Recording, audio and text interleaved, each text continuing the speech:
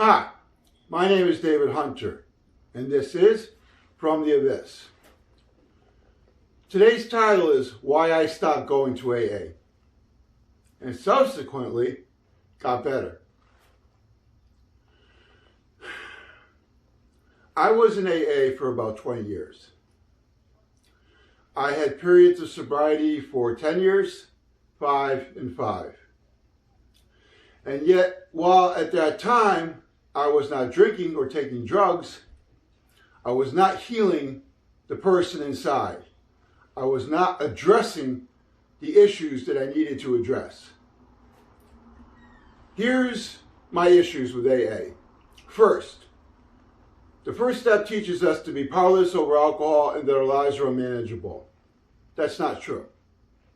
I am not powerless over alcohol or drugs. And the only reason my life was unmanageable is because I was making it that way.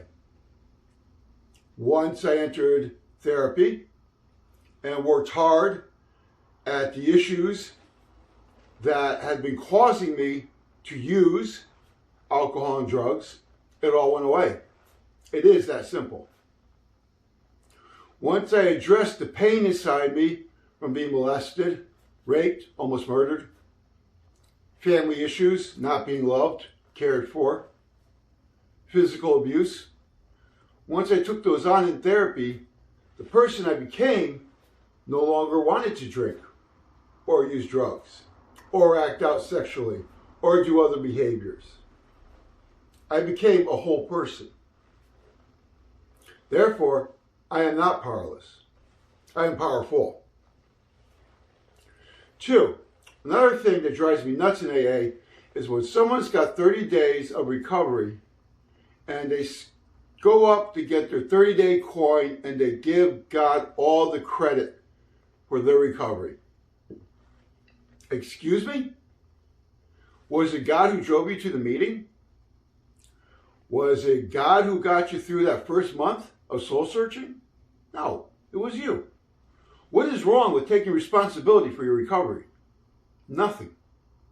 I understand if you want to give God of your understanding some credit for giving you strength and hope to get through this ordeal. I do too.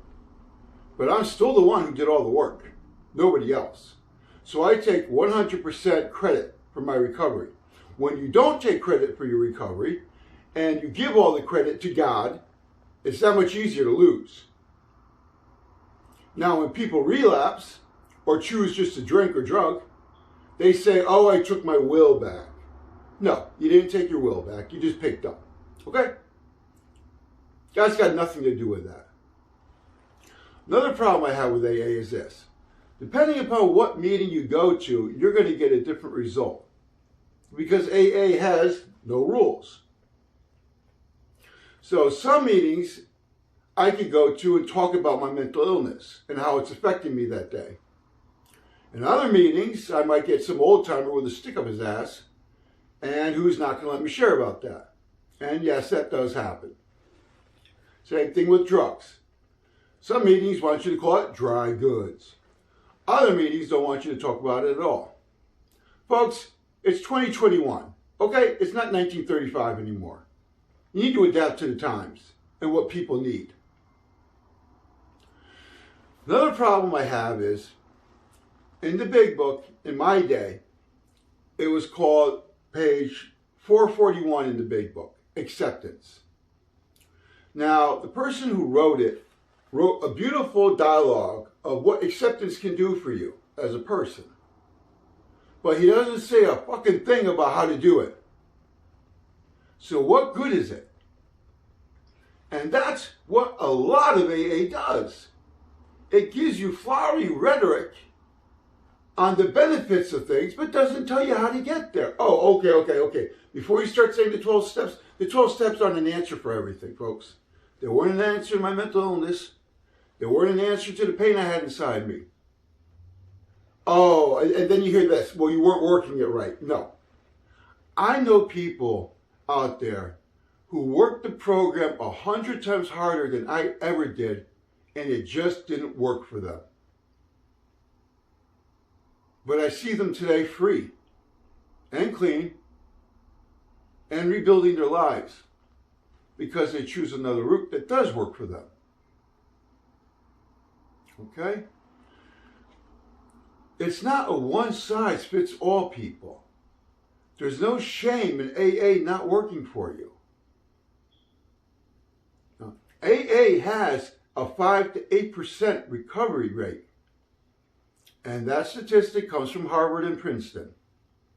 Princeton is a little more generous, 5 to 10%.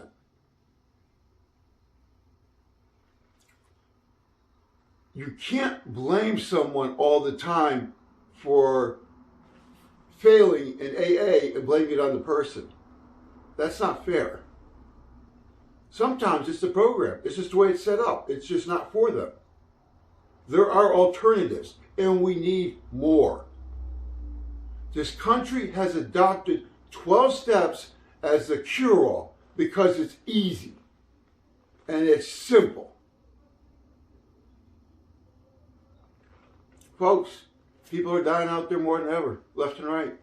So if it's working so much, why are we having so many people die? No, I'm not anti-AA. What I'm trying to get across is it's not the answer for everybody.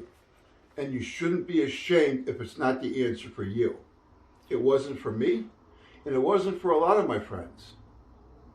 You know, one thing that used to upset me too in AA was when any one of my friends would bump into me, the first thing they would say to me was, before even saying hi, "Still sober?"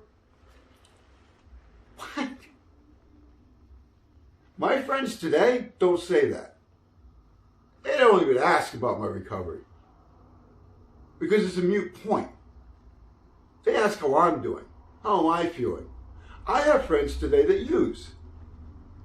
They can handle their alcohol or whatever. You know, they don't make it an issue of it. It doesn't affect their lives. They still go to work. They pay their bills.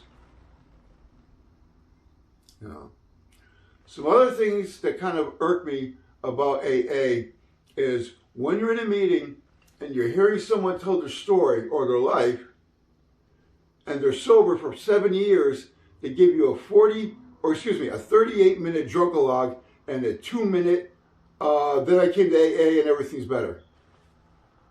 Really? If you got 20 years recovery and you're going to give me 2 minutes on your recovery, I'm going to ask for my money back. I want my dollar back, please. Because that's bullshit. I don't want to hear anything about your drunkalogue. I want to hear about your struggle through sobriety, through recovery, what you went through, the moment when you were about to give up and you didn't. That's what I want to hear. I want to hear the realness of it. But everybody's too busy trying to sound good. Because I used to do that too. I used to pre-think of what I was going to say in the meeting to impress everybody. Not everybody does that, but a lot do, and you know who they are. You know, and another thing is we cram God down everybody's throats when they get to AA, and it just turns people off. And yes, you can call it a higher power of your understanding, but you still cram it anyways. And it's not helpful doing that. It isn't. You don't need a higher power in your life to get sober. You don't. You need a good therapist or a good doctor if you're like me who's bipolar, and good medication. That's what you need. You know, a lot of people in AA live in an alternative world, you know, and they don't deal with reality. You know, they try to hide the person afflicted from everything. And that's just not the way the world works, folks. Like, if someone has an urge, you know, you got a book of 30 or 40 phone numbers to call. Why? Really? You need 40 phone numbers to call someone if you got an urge? It lasts 5 minutes, tops. Yes, and then if your head gets a hold of it, it does its little thing with it too. You know what I do? I put on my laptop and play a video game. Or I smoke a cigarette. And that's it. And if it's a real bad one, I might journal. That's it. It's not going to kill me. I know that. You all make too big of a deal about it. And the biggest problem is you all make alcohol and drugs out to be the problem when it's not. That's my biggest issue with AA. Alcohol and drugs are not the problem. Alcohol and drugs weren't the solution for you for a while. Excuse me. You had something happen to you. Something you couldn't handle. Or you chose alcohol and drugs to handle situations. To get through them. So what you need to do is relearn how to handle situations. Which used to baffle you. How's that sound? Yeah. And I learned in therapy. Do you know all the 12-step groups for sex, overeating, all that? I just did a good 1 year of therapy, 2 sessions a week, and it's all gone. All of it. I don't act out in any of my behaviors anymore unless I choose to. And then when I choose to, I don't feel any shame or guilt for what I'm doing because I chose to do it. And I'm not hurting anybody. You know, I don't keep track of my time. I have no idea how much time I have. I think it's over a year or two, but I don't even remember. And it doesn't mean anything to me.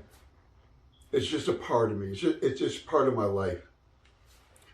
I just feel we put too much emphasis and too much stress on the alcohol and the drugs when we're missing the real thing. The problem is all of us. How we see things, how we hear things, how we interpret things. You know what drives me nuts? Every day on Facebook, when I go through the posts, I see these people trying to come in and they say, I just can't shake it. I can't deal with the pain. What the fuck did you think was going to happen? After X amount of years of your silliness and behavior, you think it's going to change overnight? You don't think there's going to be any consequences? Grow up. But with the society we have today, we want quick fixes. That's not how it works. And what kills me is there's always someone there to jump in with flowery words. Oh, I'm here for you. Blah, blah, blah. No, the person needs a kick in the ass.